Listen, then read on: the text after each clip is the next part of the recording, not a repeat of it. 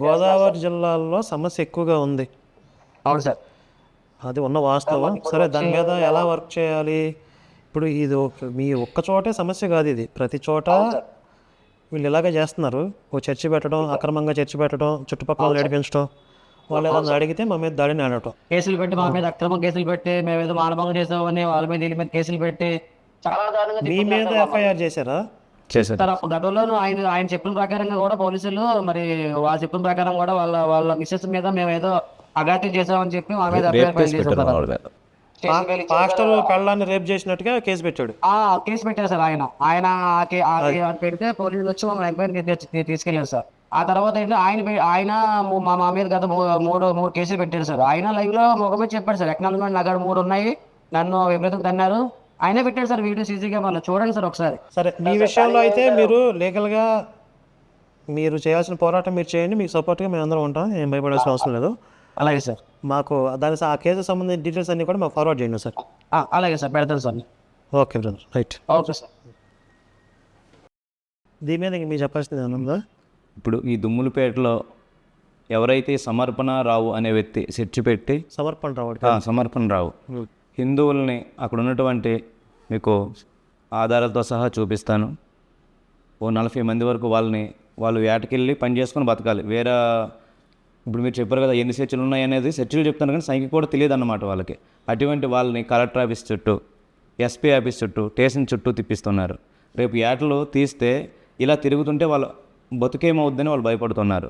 ఈ సమర్పణ రావు అనే వ్యక్తి ఈయన గతంలో టీ టైం పెట్టాడంట, వ్యాపారం ఫెయిల్ అయిపోయింది. టీ అమ్ముకుని తర్వాత డీజే పెళ్ళిళ్ళకి ఇట్లా తిప్పుతారు కదండి, అది పెట్టారు, అది ఫెయిల్ అయిపోయింది. ఆటో వదిలేవాడంట కొంతకాలం, అది పోయింది. తర్వాత లేడీస్ బట్టలు కుడతారు కదా, టైలరింగ్, ఇది అయిపోయింది. ఇలా అనేక వ్యాపారాలు పెట్టి అందులో ఫెయిల్ అయిపోయాడు ఈయన. ఈ సమర్పణ రావు ఇప్పుడున్న పాస్ట్ అదే ఇవన్నీ పెట్టి ఫెయిల్ అయ్యాడు, ఎక్కడ ఇన్కమ్ లేదు, ఇప్పుడు చర్చి పెట్టాడు. ఇప్పుడు ఈ వ్యాపారం అయితే బాగుంటుంది, వీళ్ళ అన్నయ్య గారో వీళ్ళు బావమరిదో ఎవరో చర్చి పెట్టి బాగా డెవలప్ అయ్యాడు అనమాట. అందుకు ఈ ఇల్లుని, వీళ్ళ అత్తగారు ఇచ్చినటువంటి ఇల్లుని చర్చిగా మార్చుకుంటే బాగుంటుంది. చుట్టూ ఉన్న వాళ్ళందరూ హిందువులు, పెద్దమ్మ తల్లి కోణలి అని వీళ్ళు ఒక ఆచి పెట్టుకొని. ఇప్పుడు చుట్టూ ఉన్న వాళ్ళు హిందువులు, ఆ చర్చికి ఎవరు వస్తున్నారు మరి? చుట్టుపక్కల ఉన్న వాళ్ళు వస్తున్నారు, బయట నుంచి వస్తున్నారు. ఆ పక్కన 1-2 కొంపలు ఉన్నాయి అంతే, మిగిలిన వాళ్ళంతా బయట నుంచి వస్తున్నారు సార్. వాళ్ళు ఆల్రెడీ వేరే చర్చిలో ఉంటారు కదా బయట నుంచి వచ్చేవాళ్ళు, మరి ఆ చర్చిలో వేసి ఇక్కడికి ఎందుకు వస్తున్నారు మళ్ళీ? ఇప్పుడు ఈ నిలబడాలి కదండి, బయట నుంచి ఉదయం వెళ్ళినా ఎప్పుడు వెళ్ళినా సరే ఇక్కడ చుట్టూ ఉన్న వాళ్ళు కన్వర్ట్ అవ్వాలంటే బయట నుంచి తేవడం మీద చెయ్యాలి. వీళ్ళ ఫ్యామిలీ ఆ పిల్లని కనీసం అనేది లేదు, వీడియోలో కూడా చూడొచ్చు, ఎవరు ఒంటి మీద చేసింది లేదు. అటువంటిది మన వాళ్ళ మీద ఇలా రేప్ చేశారని కేసు పెట్టడం ఎంతవరకు కరెక్ట్? నెక్స్ట్ వీళ్ళంతా కూడా సమర్పణ రావని రేపు జరిగిందని పెట్టాడా కేసు? రేప్ చేశారని కేసు పెట్టారంట. వాళ్ళు రేప్ చేయబోయారని పెట్టాడా? అది మనకు వివరం తెలియదు. లైంగికంగా వీళ్ళు ఏడిపించారు, రేప్ చేశారు మా మిస్సెస్ అని చెప్పి కేసు పెట్టడం జరిగింది మన వాళ్ళ మీద. వీళ్ళు అంటే ఈరోజు గొడవ వచ్చింది వీళ్ళకి, వీళ్ళంతా ఒకటే కమ్యూనిటీ, మత్స్యకారులే. మతం మారడంతో ఒకటిగా ఉన్న ఊరు ఈరోజు 2గా విడిపోయింది ఏకంగా. ఊర్లో మీరు సండే కానీ ఇంకా శుక్రవారం రాత్రి పగలు సౌండ్, ఏ ఒక్క సౌండ్ పొల్యూషన్ పర్మిషన్ ఉండదు, చర్చికి పర్మిషన్ ఉండదు, క్రైస్తవుడిగా గుర్తింపు ఉండదు, అడిగిన వారు ఎవరు లేరు. ఏమనంటే పొలమని ఎక్కడెక్కడ వాళ్ళో వస్తారు వీళ్ళు. హిందువులు మహా అయితే 2-3 కుటుంబాలు బయటకు వచ్చాయంటే ఈ 40-50 మంది వీళ్ళు మీద ఆడిపోతారు అనమాట. ఎవరు దాడి చేస్తారు సార్? ఎప్పుడైనా హిందువులు ముస్లింలలో క్రైస్తవుల్లో కొట్టినట్టు మీరు ఎప్పుడైనా చూసారా? పోనీ ఇప్పుడు ఈ వీడియోలో చూపిస్తున్నాను అన్నారు, వీడియోలో పోనీ చూపించమనండి ఎక్కడుందో కొట్టినట్టు. తర్వాత అన్నింటికంటే భయంకరమైంది ఏంటంటే సీఏ గారు నాకు తెలుసు, సర్పవరం పోలీస్ సీఏ గారు తెలుసు, ఎస్ఐ గారు తెలుసు. అనేక సార్లు ఈ చర్చల విషయం వస్తే నేను స్టేషన్కి వెళ్ళేవాడిని, నాకు తెలుసు ఎక్కడ న్యాయం జరగదు మనకి హిందువులకి. అటువంటిది ఎస్ఐ గారు 47,000 లంచం తీసుకున్నారు, సీఏ గారు 47,000 లంచం తీసుకున్నారని సీఏ గారి మీద వాళ్ళు యూట్యూబ్లో వీడియోలు కూడా చేశారు పాస్టర్లు. వీళ్ళకి లంచం ఇచ్చే అంత స్థాయి లేదు సార్.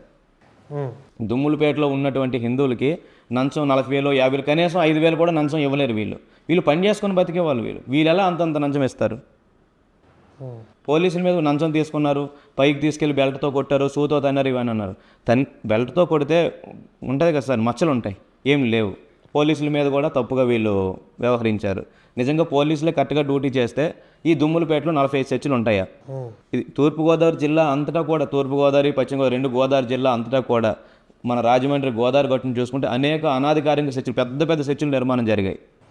ఏ ఒక్క చర్చికి పర్మిషన్ లేదు.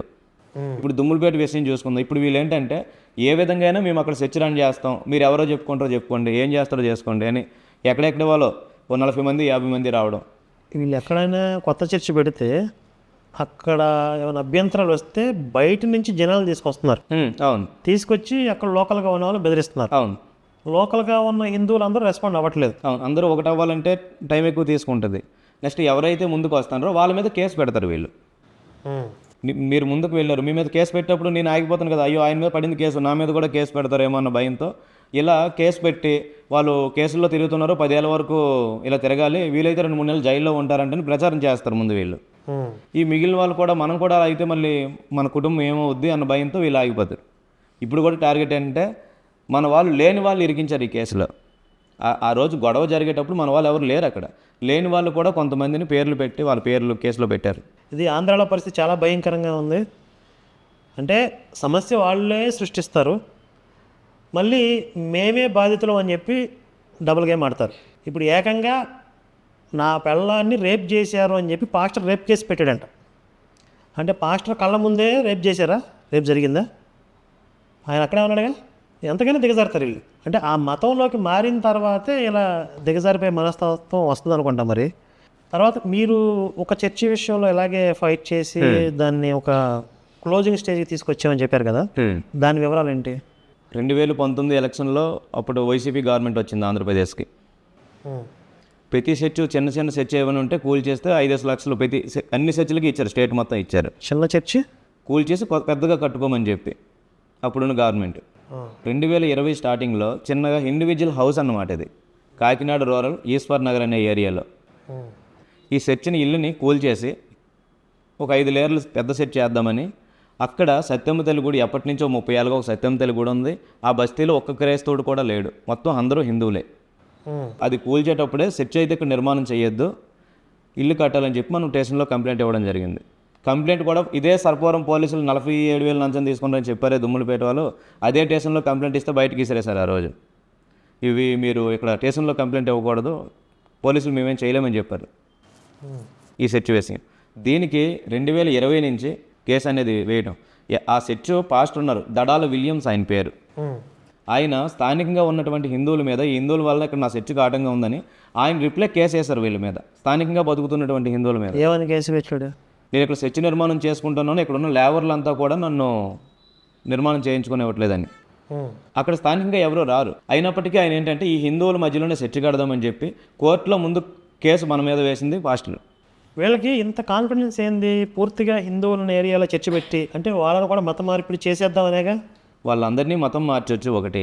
రెండోది అక్కడ సెర్చ్ పెట్టారంటే ఒక 3 నెలలు 4 అది సెర్చ్ వీధి అయిపోద్ది అన్నమాట. అది కులం పేరు చెప్పి కేసులు పెడతారు, అట్రాసిటీ కేసు పెడతామని, లేదంటే ప్రభుత్వం మాదని, మీరేం చేయగలరని. మన వాళ్ళు ఉంటారు, మా అయితే కుటుంబంలో 1-2 ఉంటారు, పనిలో పోవాలి, ఇంట్లో ఆడవాళ్ళే ఉంటారు, లేని టైంలో ఓ 10-15 మంది ఆడవాళ్ళు వస్తారు వీళ్ళు మతం మార్చడానికి.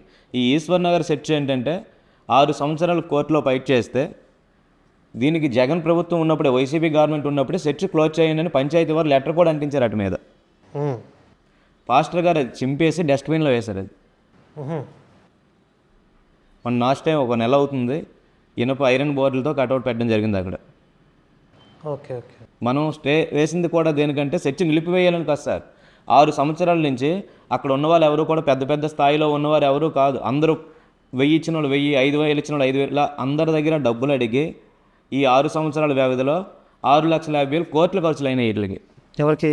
అక్కడ సెర్చ్ మీద, ఈ సెర్చ్ మాకు వద్దు అని చెప్పి స్థానిక హిందువులకి. ఇప్పుడు అక్కడ 150 కుటుంబాలు ఉన్నాయి ఈశ్వర్ నగర్ బస్తీలు. 150 కుటుంబాలు ఆర్థిక సాయం చేయవు కదా. ఈ 150 కుటుంబాల్లో కొంతమందిని మీరైనా మా సెర్చ్కి వ్యతిరేకంగా కానీ మీరు పనిచేస్తే మేము మీ ఇంటికి ప్లానింగ్ ఉందో లేదో, ఇంటి పన్ను కడతారో లేదో, ఇల్లు కూల్ చేస్తామని చెప్పి పోలీసుల నుంచి ఫోన్లు వచ్చాయి. ఈ సెర్చ్ హైకోర్టులో ఉన్నప్పుడు హైకోర్టులో కేసు నడుస్తుంది. కేసు నడుస్తుంటే హైకోర్టు ఏదైతే కేసు ఉందో హైకోర్టును ఉల్లంఘిస్తూ ఈ సెర్చ్ నిర్మాణం జరిగింది సార్. ఇది ఆ వీడియోలు ఫోటోలు కూడా మీకు పంపిస్తాను. ఎంతలా అంటే సంక్రాంతికి కోర్టు సెలవులు, సంక్రాంతి 4 రోజులు ఉండగా సెర్చ్కి పర్మిషన్ ఇచ్చారు అప్పుడున్న కలెక్టర్ గారు. పోలీస్ జీపులు అక్కడ పెట్టి రాత్రి 2 స్టైర్లు బిల్డింగ్ వేశారు వాళ్ళు.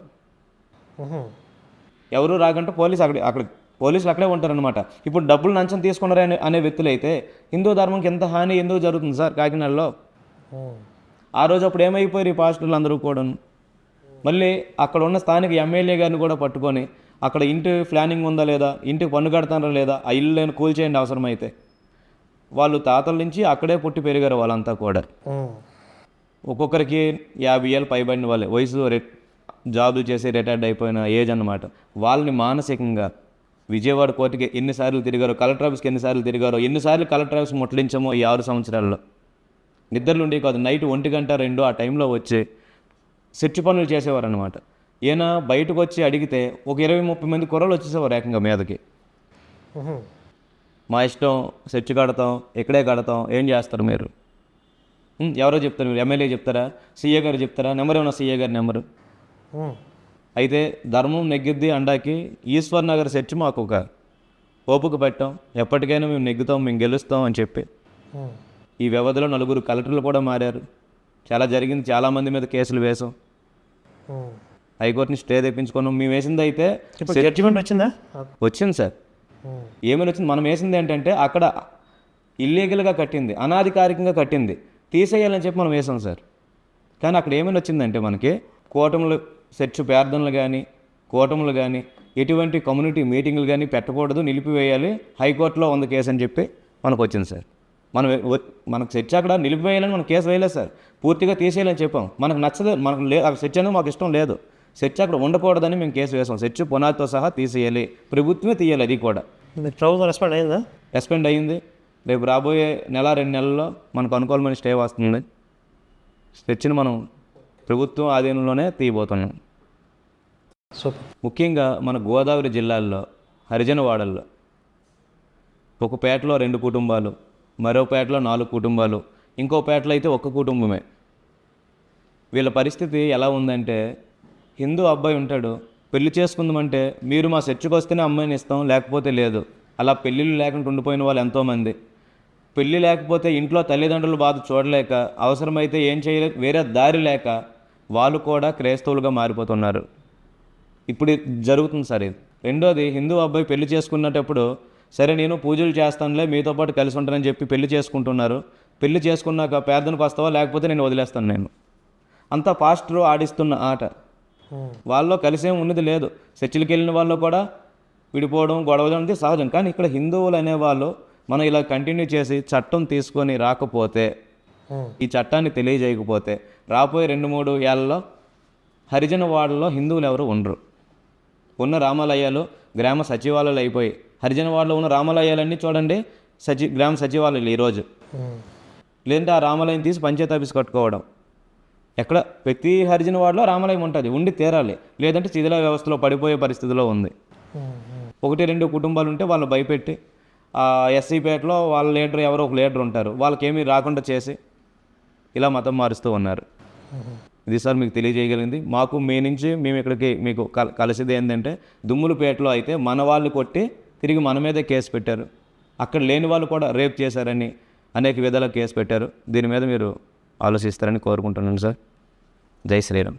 ఈ మధ్య మనం ఆంధ్రాలో ఒక ర్యాలీలు కూడా ప్రారంభించాం. విశాఖపట్నంలో జరిగిన తర్వాత రాజమండ్రిలో చేయాలప్పుడు ఆంధ్రప్రదేశ్ మీద ప్రత్యేకంగా దృష్టి పెట్టాల్సిన అవసరం ఉంది అని మేము పదే చెప్తూ ఉన్నాం. దానికి కారణాలు ఇవన్నీ కూడా. అంటే అక్కడ మాఫియా ఎంత అరాచకంగా పనిచేస్తుంది అనేది. నా అభిప్రాయం ప్రకారం ఏంటంటే, ఒక 5-10 సంవత్సరాల్లో మొత్తం ఆంధ్రాని క్రైస్తవ ప్రదేశ్ చేసేయాలి, ఒక క్రిస్టియన్ స్టేట్గా దాన్ని అనౌన్స్ చేయాలి అనే ఒక లక్ష్యంతో అగ్రెసివ్గా పనిచేస్తున్నట్లుగా అనిపిస్తుంది. అవసరమైతే వాళ్ళు కొట్లాటలకు కూడా దిగుతున్నారు. అంటే మనం ఏదైనా న్యాయపరంగా ప్రశ్నించినా కూడా వాళ్ళు దుర్మార్గమైన మత ప్రచారాలు అక్రమంగా చేస్తూ ఉంటారు కదా, ఎందుకురా మా ఇళ్ళ మీద పడుతున్నారు, ఇలా డిస్టర్బ్ చేస్తున్నారని చెప్పి వీళ్ళు ఎవరన్నా ప్రశ్నించారనుకోండి, వాళ్ళ మీద అడ్డమైన కేసులు పెట్టడం, లేకపోతే కొట్టడం, దాడులు చేయటం, మొత్తం ఒక మాఫియా వర్క్ చేస్తుంది ఖచ్చితంగా. మరి దీని మీద మన కార్యాచరణ, ఒక పటిష్టమైనటువంటి కార్యాచరణ అయితే ఆంధ్రప్రదేశ్ని రక్షించుకోవటానికి ఒక మంచి కార్యాచరణ అమలు చేయాల్సిన అవసరం కనబడుతుంది. దాని గురించి నేను తొందరలో ఇంకొక వీడియో చేయబోతున్నాను.